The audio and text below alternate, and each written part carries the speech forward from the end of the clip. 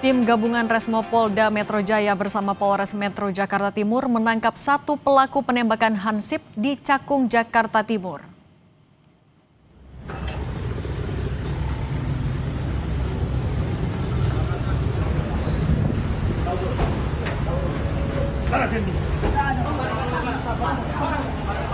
Inilah detik-detik penangkapan pelaku penembakan Hansip di Bakauheni, Lampung. Saat ditangkap di kapal, pelaku berinisial R tidak berkutik.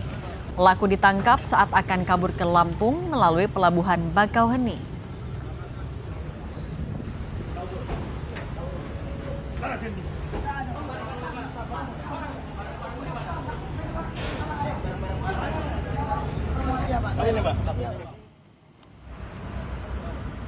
Penangkapan dilakukan kurang dari 24 jam setelah terjadinya peristiwa penembakan.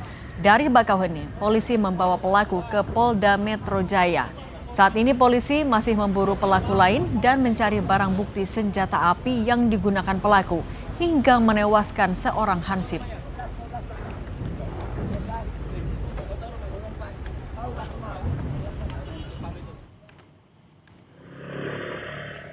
Sebelumnya berdasarkan rekaman CCTV, dua pelaku curanmor sempat berkeliling sebelum melakukan aksinya. Saat menemukan target dan menjalankan aksinya, pelaku terpergok Hansip yang tewas ditembak pelaku. Sebelum ditembak, Hansip sempat berduel dengan pencuri motor.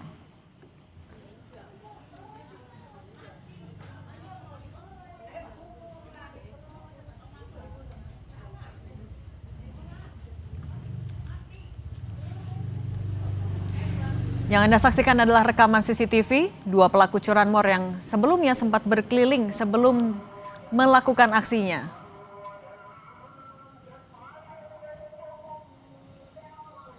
Dan ini adalah momen Hansip memergoki dua pelaku curanmor.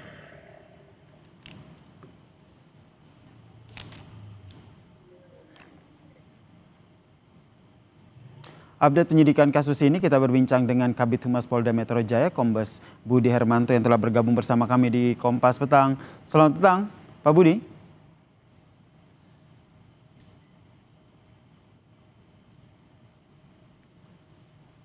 Bagaimana update penyelidikan dari kasus ini? Kita sapa kembali Kabid Humas Polda Metro Jaya, Kombes Budi Hermanto. Selamat petang, Pak Budi. Selamat sore, Mas Yasir. Pak Budi, ini kurang dari 24 jam, bahkan ini 12 jam saja nih pelaku begal penembak Hansip hingga tewas ini akhirnya berhasil ditangkap polisi. Informasi apa yang akhirnya didapat polisi hingga kurang dari 24 jam ini sudah ditangkap pelakunya? Ya, terima kasih Mas Yasir. Pertama kita menyampaikan belasungkawa kepada keluarga almarhum ya, yang Pam Swakarsa yang dengan gerak cepat mencoba menghalangi pelaku curanmor. Dari hasil olah TKP, pemeriksaan CCTV dan saksi-saksi, Subdit Resmob di Treskrim Polda Metro Jaya berhasil dalam kurun waktu kurang dari 12 jam membekuk inisial R pelaku utama pada saat hendak melarikan diri ke wilayah Lampung, jadi diamankan di Bakauheni. Dari keterangan saudara R, ini akan penyidik saat sekarang masih mencoba untuk melakukan penangkapan kepada pelaku kedua, termasuk untuk menggali informasi senjata api ini berasal dari mana. Demikian Mas Yasir. Pak Budi, pada saat ditangkap, apa saja barang bukti yang diamankan? Kalau kita lihat rekamannya kan ditangkap ataupun diamankan di dalam sebuah mobil begitu. Ya benar Mas. Jadi pada saat di TKP itu ada senjata api, ada kunci letter T dan sepeda motor ya. Jadi pada saat di mobil yang bersangkutan diamankan oleh penyidik Subdit Resmob di Treskrim Polda Metro Jaya yang bersangkutan membawa pakaian yang bersangkutan karena untuk melarikan diri. Jenis senjatanya sudah diketahui, Pak Budi? Seperti mirip dengan revolver, tapi masih kami. Oke, masih diselidiki lebih lanjut ya terkait dengan jenis senjatanya ya? Betul, terduga rakitan atau masih dalam kondisi, ini masih dalam pengembangan pihak kepolisian.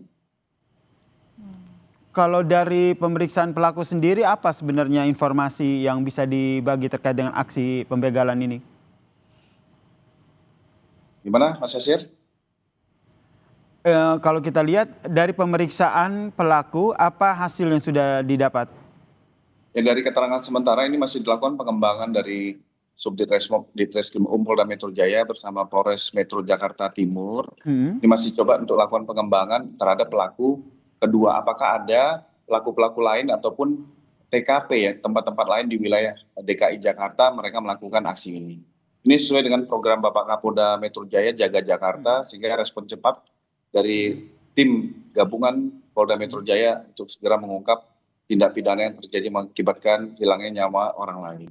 Pak Budi, oke, jenis senjata belum bisa diinformasikan, tapi kalau asal senjata, apakah sudah dapat informasi dari pelaku? Masih didalamin kalau asal-usul senjata termasuk dari siapa senjata ini didapati oleh pelaku. Ini masih coba didalami, masih ditelusuri, Mas. Kami mohon waktu dari teman-teman penyidik Krimum untuk mendalami ini. Termasuk pengakuan dari pelaku terkait senjata ini sudah ada? Ya, itu tadi keterangan pelaku sudah dalam hal pengembangan oleh pihak penyidikan saat sekarang. Jika ada update akan kami sampaikan kembali kepada Mas Yasir.